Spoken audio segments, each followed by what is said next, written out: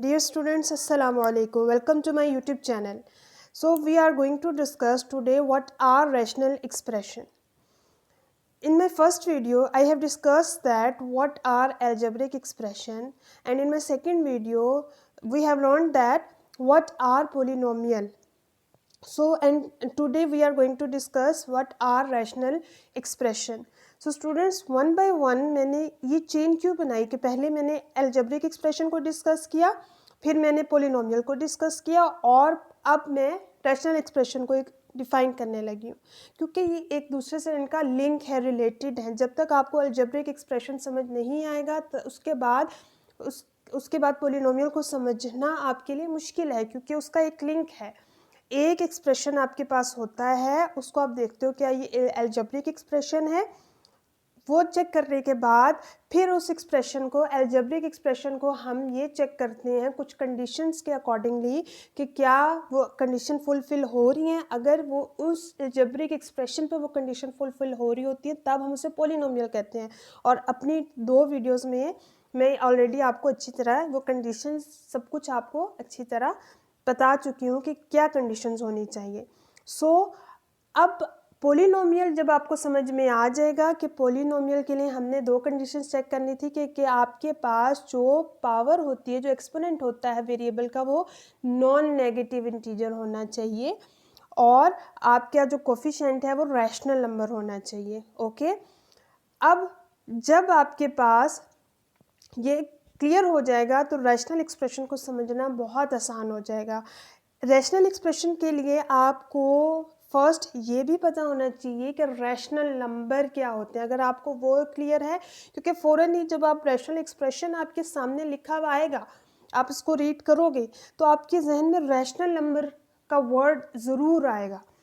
वो इससे रिलेटेड है। वो इससे रिलेटेड कैसे है कि जब भी रैशनल की बात हम करते हैं इन मैथमेटिक्स, तो बेसिकली जो रैशनल एक्सप्रेशन है वो बिहेव लाइक अ रैशनल नंबर। कैसे? रैशनल नंबर क्या होते हैं? अगर आप रैशनल नंबर्स को अच्छी तरह आप समझते हो या ना समझते हो तो रैशनल नंबर एक में जो वर्ड यूज़ हुआ रैशनल, इट्स मीन्स रेशो होती है, फ्रैक्शन फॉर्म में होता है। रैशनल नंबर 2 नंबर होते हैं और वो फ्रैक्शन फॉर्म में होते हैं। For example students, let A and B 2 integers. A and B हमारे पास क्या है? 2 इंटीजर्स हैं, क्योंकि रैशनल नंबर भी में क्या होते हैं, हम इंटीजर्स यूज़ कर रहे होते हैं फ्रैक्शन फॉर्म में जो होते हैं। न्यूमरेटर होता है, डिनोमिनेटर होता है, और न्यूमरेटर में भी जो नंबर होता है वो इंटीजर होता है और जो डिनोमिनेटर में नंबर होता है वो भी इंटीजर होता है। तो let A and B 2 integer, then A over B is defined as a rational number. So students, आप यहाँ देख रहे होंगे कि हमने फ्रैक्शन फॉर्म में उस नंबर को लिख लिया है कि जिसका न्यूमरेटर भी में इंटीजर है और डिनोमिनेटर में भी इंटीजर है। तो बिल्कुल इसी तरह रैशनल एक्सप्रेशन क्या होता है, ये भी फ्रैक्शन फॉर्म में होता है, लेकिन स्टूडेंट्स इसमें हम न्यूमरेटर डिनोमिनेटर में नंबर यूज़ नहीं कर रहे होते, हम यूज़ कर रहे होते हैं पोलिनोमियल। ठीक है, और पोलिनोमियल मतलब कि आपके पास एक पोलिनोमियल पी ऑफ एक्स है और एक जो है वो क्यू एक्स है, क्यू ऑफ एक्स है। ये 2 पोलिनोमियल हैं आपके पास और ये क्वोशंट फॉर्म में होंगे। ठीक है, और क्वोशंट फॉर्म में कैसे? पी एक्स अवर क्यू एक्स की फॉर्म में ये लिखे हुए होंगे। तो ये इस तरह की फॉर्म में आपके पास रैशनल एक्सप्रेशन जो होगा वो लिखा होगा, ये जस्ट लाइक दैट। तो जब इस तरह की फॉर्म में, क्वेश्चन फॉर्म में पोलिनोमियल होगा कि न्यूमरेटर में भी पोलिनोमियल है और डिनोमिनेटर में भी पोलिनोमियल है, तो इस फ्रैक्शन फॉर्म को हम कहेंगे रैशनल एक्सप्रेशन।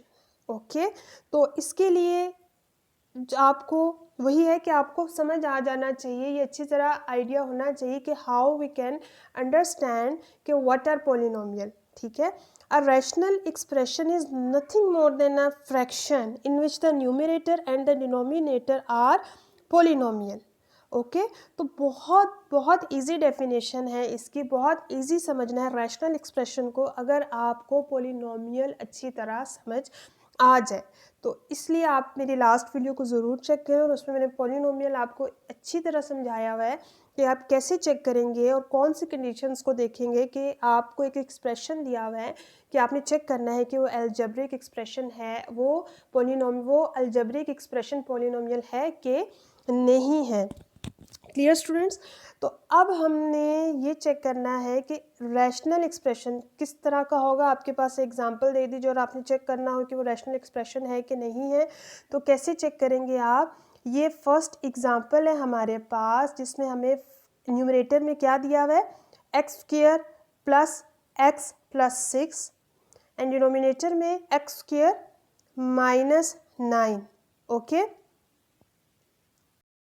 सो हम कैसे चेक करेंगे कि ये रैशनल एक्सप्रेशन है कि नहीं है? तो हमने ये देखना है कि आपका न्यूमरेटर जो है वो पॉलिनोमियल है और आपका जो डिनोमिनेटर है वो भी पॉलिनोमियल उसमें है। तो पॉलिनोमियल को तो हमने चेक करना ही है, तो कंडीशंस वही हमने याद रखनी है। आपका मैंने न्यूमरेटर यहाँ पर लिया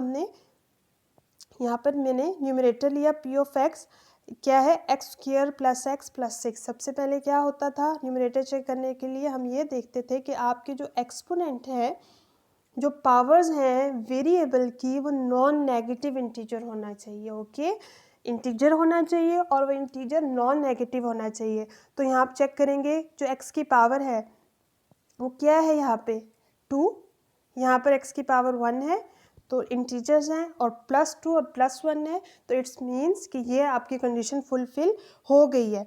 सेकंड, जो डिनोमिनेटर में आपके पास एक्सप्रेशन है वो पॉलिनोमियल है कि नहीं है, चेक करेंगे हम कि आपका जो वेरिएबल है एक्स, उसकी जो पावर है वो 2 है और जो 9 के साथ जो एक्स होता है उसकी पावर 0 होती है। तो उसको चेक करना ज़रूरी नहीं होता, आप जस्ट ये चेक कर रहे होते हैं जो वेरिएबल है, जो उसकी पावर एक्स वेरिएबल आपको दिया हुआ उसकी पावर आप देखेंगे यहाँ पर एक्स स्क्वायर की जो पावर, एक्स की जो पावर है 2 है, तो वो पॉजिटिव इंटीजर है स्टूडेंट्स। तो और जो कोफिशिएंट एक्स स्क्वायर का वो 1 है, रियल नंबर है। तो बहुत इजी वे में आप इसको चेक कर सकते हैं। बस आपके सामने लिखा हुआ है, लिखने की कुछ भी नहीं, बस आपके माइंड में होना चाहिए कि जो पावर्स है वो नॉन नेगेटिव होना चाहिए और जो कोफिशिएंट है वो रियल नंबर होना चाहिए। फ़ौरन ही जब मैं वर्ड यूज़ करूँ नॉन नेगेटिव इंटीजर, फ़ौरन माइंड में आपके पास है कि एक ऐसा सेट होता है जिसके अंदर +-1 +-2 +-3 0 भी इंक्लूड होता है सेट में, लेकिन हमने सिर्फ वो वाले इंटीजर्स लेने जो पॉजिटिव हैं। और रियल नंबर का सेट ऐसा होगा जिसके अंदर आपके पास रैशनल, इररेशनल, पॉजिटिव इंटीजर्स और negative integers, whole number, natural number सब इंक्लूड होते हैं। तो इसमें कंफ्यूज नहीं, आपके एक कन्फ्यूजन नहीं होनी चाहिए माइंड में, तब ही मैथ्स आपके लिए इंटरेस्टिंग होता है कि जब आप कोई वर्ड या कुछ आपका बिल्कुल कॉन्सेप्ट क्लियर हो कि जब मैं बोलूँ रियल नंबर का सेट ले लें तो आप फ़ौरन से आपके माइंड में आ जाए कि रियल नंबर का सेट क्या होता है। तो स्टूडेंट्स यहाँ पर हमें क्लियर हो गया कि आपका ये जो एक्सप्रेशन है वो रैशनल एक्सप्रेशन है, क्योंकि इसकी जो न्यूमरेटर है उसमें भी पॉलिनोमियल है और जो डिनोमिनेटर है उसमें भी जो फॉर्म है, वो जो एक्सप्रेशन है वो है पॉलिनोमियल है। तो इट्स मीन्स कि ये आपका एक्सप्रेशन जो है वो पॉलिनोमियल है।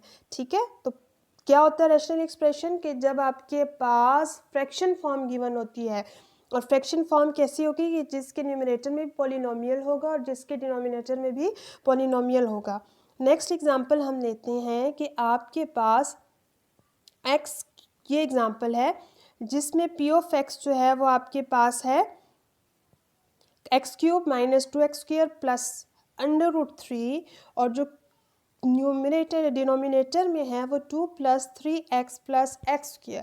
तो आप चेक करें, अगर इसका न्यूमिनेटर हम चेक करें क्या वो पॉलिनोमियल है, तो वो इसमें x³ की पावर 3 है which is non negative integer, और x की पावर 2 है which is non negative integer. √3 आपको है कांस्टेंट है, वेरिएबल नहीं है इसके साथ। तो हम इजी होके नेक्स्ट पे जाते हैं। q ऑफ x डिनोमिनेटर में 2 + 3x, वेरिएबल x यूज़ हुआ है, उसकी पावर 1 है, और नेक्स्ट जो टर्म है उसमें x की पावर 2 है जो कि पॉजिटिव है, पॉजिटिव इंटीजर है। सो हम इजीली कह सकते हैं कि यहाँ पर जो आपके फ्रैक्शन गिवन है उसमें डिनोमिनेटर में भी और न्यूमिनेटर दोनों में पॉलिनोमियल है। So that's why this is called a rational expression. Okay, हमारी जो नेक्स्ट एग्जांपल है उसमें हम चेक करते हैं कि जो आपके पास p ऑफ x गिवन है, p ऑफ x जो गिवन है वो है 2 √x+3। यहाँ पर आपने चेक करना है कि जो आपका वेरिएबल है वो न्यूमरेटर है, वो पॉजिटिव इंटीजर है उसकी पावर, तो √x है यहाँ पर आपका वेरिएबल के ऊपर जो पावर है। एंड √x मीन्स जो रूट है आपका वो क्या है 1/2, और 1/2 जो होता है वो आपके पास इंटीजर नहीं होता। इंटीजर मीन्स 1 2 3 4 5, ओके, ये इंटीजर होते हैं आपके पास।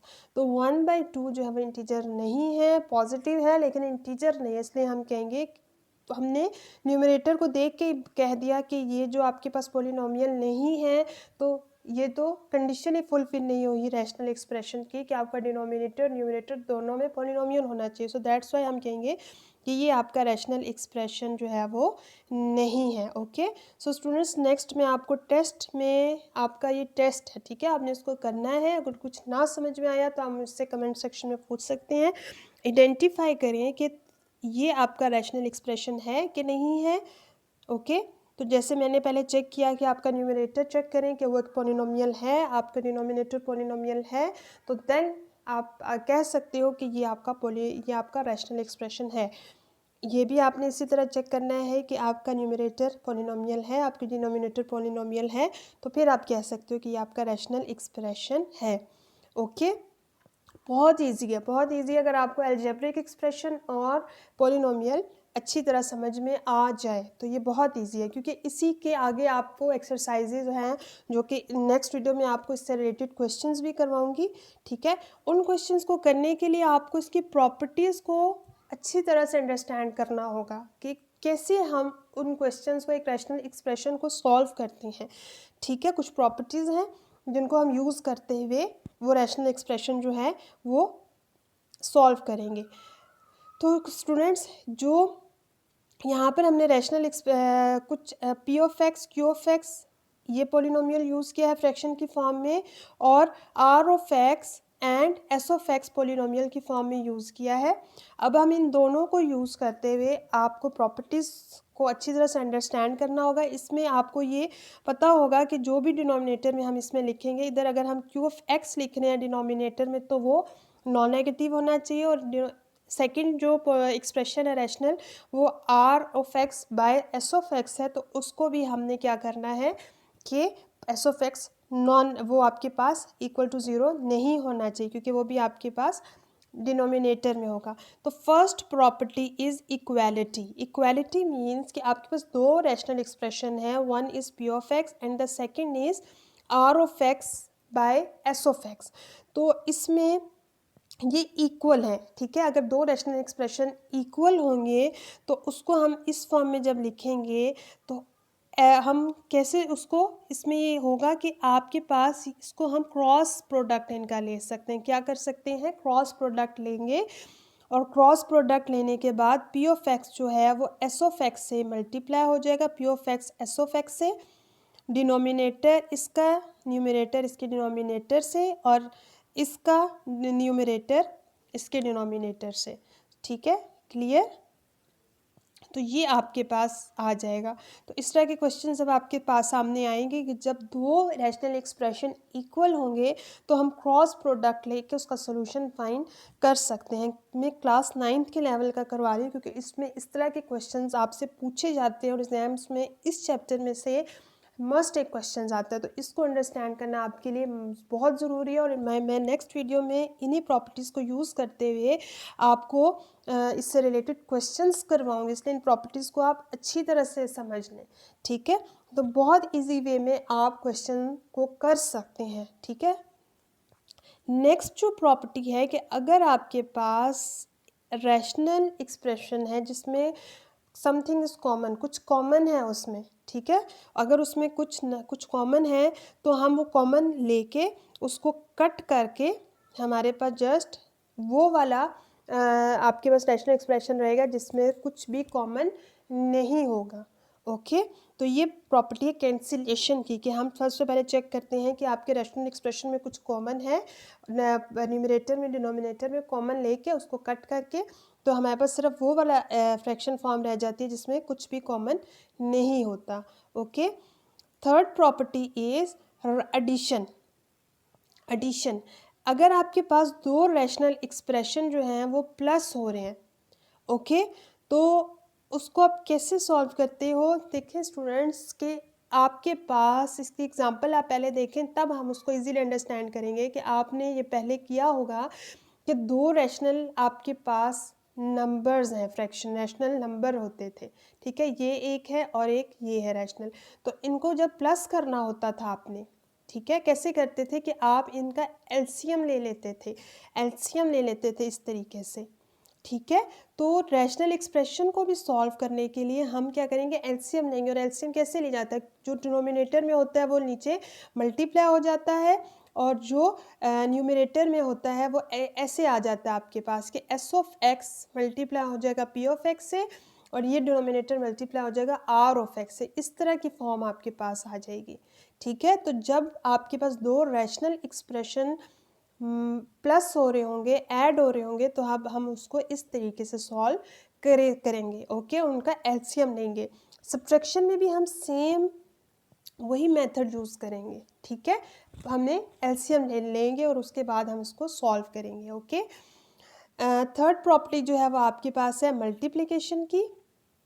मल्टीप्लिकेशन की कि जब दो रैशनल एक्सप्रेशन मल्टीप्लाई हो होंगे, बहुत इजी है कि जब जैसे दो रैशनल नंबर्स मल्टीप्लाई हो रहे थे तो न्यूमरेटर न्यूमरेटर से मल्टीप्लाई हो जाता था और डिनोमिनेटर डिनोमिनेटर से मल्टीप्लाई हो जाता था। जैसे 2 5 ज़ा 10 और 3 2 ज़ा 6। तो इसी तरह आपके पास पी ऑफ एक्स जो पॉलिनोमियल है वो मल्टीप्लाई हो जाएगा आर ऑफ एक्स से, और जो क्यू ऑफ एक्स है वो मल्टीप्लाई हो जाएगा एस ऑफ एक्स से। तो ऐसे हम इनको मल्टीप्लाई करके उसके बाद इसको कट करेंगे। वो आके जब हम सोल्यूशन करेंगे तो आपको क्वेश्चन सॉल्व करेंगे तो आप इजीली इसको अंडरस्टैंड कर लोगे। उससे नेक्स्ट प्रॉपर्टी है डिवीजन की। डिवीजन की प्रॉपर्टी को आप अंडरस्टैंड कर लें कि इसमें मैंने first second and third step लिखा है। वो कैसे होगा कि फर्स्ट स्टेप में आपने लिखा वो डिवाइड हो रहे हैं दो रैशनल एक्सप्रेशन ऐसे, ठीक है। फिर हम डिवाइड के साइन को मल्टीप्लाई में चेंज करते हैं। मल्टीप्लाई में ये इस तरीके से हमने, जब क्वेश्चन में भी दो रैशनल एक्सप्रेशन डिवाइड हो रहे होंगे तो हमने यही मेथड यूज़ करना है, इसी वे में उसको सॉल्व करना है, ओके।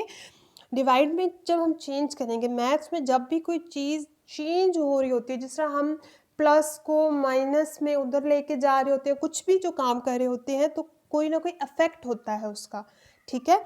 अब इसमें जब हमने डिवाइड को मल्टीप्लाई के साइन में चेंज करते हैं तो अफेक्ट क्या होता है कि जो आपके राइट हैंड साइड पे रैशनल एक्सप्रेशन होगा वो जो होगा वो क्या हो जाएगा, उसका रिवर्स हो जाएगा। रिवर्स कैसे हो जाएगा कि जो आपका डिनोमिनेटर है वो किस में चला जाएगा, न्यूमरेटर में, डिनोमिनेटर न्यूमरेटर में चला जाएगा, और जो आपका होगा न्यूमरेटर वो डिनोमिनेटर में चला जाएगा, क्योंकि हमने डिवाइड के साइन को किस में चेंज किया, मल्टीप्लाई में, ओके। और उसके बाद हम वही प्रॉपर्टी यूज़ करेंगे जो हमने मल्टीप्लाई में यूज़ किया है कि हम न्यूमरेटर को न्यूमरेटर से और डिनोमिनेटर को डिनोमिनेटर से मल्टीप्लाई करेंगे, ठीक है। और क्यों ऐसा, क्योंकि ये आपके लिए इजी हो जाएगा। वैसे डिवाइड करना और उसको सॉल्व करना, इस एक्सप्रेशन को सॉल्व करना बहुत मुश्किल है, तो इस तरह इजी हो जाएगा। आपने रैशनल नंबर्स को भी ऐसे सॉल्व किया होगा कि आप डिवाइड को मल्टीप्लाई में चेंज करते हैं, मल्टीप्लाई में, तो आपका जो न्यूमरेटर है वो डिनोमिनेटर में चला जाता है, और जो न्यूमरेटर है वो डिनोमिनेटर में, और न्यूमरेटर जो डिनोमिनेटर में और डिनोमिनेटर न्यूमरेटर में आ जाता है। तो इसको आप इजीली फिर मल्टीप्लाई करके सॉल्व कर लेते हो। 2 2 ज़ा 4, 3 5 ज़ा 15, फिर कटिंग जो भी करना है वो आगे हम जब करेंगे तो आपको इजीली ये समझ में आ जाएगा, ठीक है। लास्ट टू जो प्रॉपर्टीज़ हैं वो भी बहुत इजी हैं। ये प्रॉपर्टीज़ आप पहले देखते रहते हो, अक्सर इसको आपने सॉल्व किया है। तो इसमें जो सॉल्व बिल्कुल वैसे ही होगा कि आपके पास प्रॉपर्टी है एडिटिव इन्वर्स की। कौन सी प्रॉपर्टी है? एडिटिव इन्वर्स की। एडिटिव इन्वर्स में आपको मेन चीज़ अपने माइंड में हमेशा रखनी चाहिए, एडिटिव इन्वर्स में आप कौन सा नंबर उस में ऐड करेंगे जिसका आपने रिवर्स फाइंड करना है कि आपके पास ज़ीरो है। तो हमेशा ऐड जब हो रहा होता है तो उसमें ऐड वाले नंबर में कुछ ना कुछ आप सब्ट्रैक्ट करोगे तो वो माइनस में आएगा, वो ज़ीरो में आएगा, ठीक है। तो यहाँ पर भी हमने पी ऑफ एक्स का जब हमने एडिटिव इन्वर्स फाइंड करना है तो इसमें क्या आप ऐड करोगे कि वो आपके पास 0 आए। तो आप इसमें यही ऐड करोगे ना, पी ऑफ एक्स में क्या ऐड करोगे, minus p of x by q of x, तब ही 0 आएगा। जैसे आपके पास 2/3 होता है रैशनल नंबर, ठीक है, तो इसमें आप क्या ऐड करते हो कि आपके पास 0 आए, तो आप इसमें -2/3 जो है वो ऐड करते हो। ओके, मल्टीप्लिकेटिव इन्वर्स में आप अपने माइंड में जब भी आपसे किसी भी चीज़ के लिए मल्टीप्लिकेटिव इन्वर्स पूछा जाए कि क्या इस पे होल्ड करता है, ये प्रॉपर्टी होल्ड करती है, तो आपने चेक करना होता है कि क्या इससे क्या मल्टीप्लाई करोगे उस नंबर से। जैसे यहाँ पर हमने एक्सप्रेशन, रैशनल एक्सप्रेशन के लिए चेक करना है क्या ये प्रॉपर्टी होल्ड करती है कि नहीं, तो हम ऐसा कौन सा इसमें रैशनल एक्सप्रेशन इससे मल्टीप्लाई करेंगे कि यहाँ पर 1 है तो वो होल्ड करता है। तो यहाँ पर हम उसका रेसिप्रोकल ले लेते हैं। क्या करते हैं, हम रेसिप्रोकल ले लेते हैं। पी ऑफ एक्स का हमने मल्टीप्लिकेटिव इन्वर्स फाइंड करना है, तो उसका रेसिप्रोकल क्या होगा, Q of x over P of x. ठीक है, जैसे हमारे पास रैशनल एक्सप्रेशन, रैशनल नंबर होते थे, तो 2/3 का अगर हमने ये चेक करना है कि मल्टीप्लिकेटिव इन्वर्स होल्ड करता है, तो हम 3/2 लिखते हैं, उसको मल्टीप्लाई करते हैं, कटिंग होकर अगर आंसर 1 आए तो इट्स मीन्स इसमें multiplicative property, inverse property hold करती है। लेकिन यहाँ पर आपने याद रखना है कि जो डिनोमिनेटर है वो must be not equal to 0, 0 के इक्वल नहीं होना चाहिए कभी भी डिनोमिनेटर। ओके, जब डिनोमिनेटर इक्वल टू 0 होगा तो उसको हम रैशनल नंबर या रैशनल एक्सप्रेशन नहीं कहेंगे।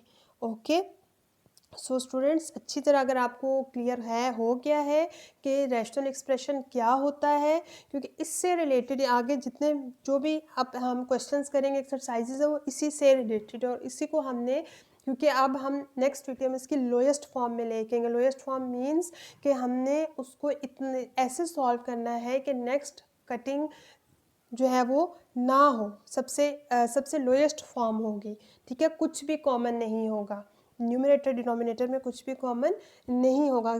कॉमन और ये सब कुछ आप ऑलरेडी आप 6-7 क्लास से स्टार्ट कर देते हो कॉमन फैक्टर करना। तो इंशाल्लाह नेक्स्ट वीडियो में मैं आपको इससे रिलेटेड क्वेश्चंस करवाऊंगी। सो स्टूडेंट्स, अगर आपको मेरी वीडियो अच्छी लगी हो तो इसको लाइक करें and share and subscribe my channel. Thank you.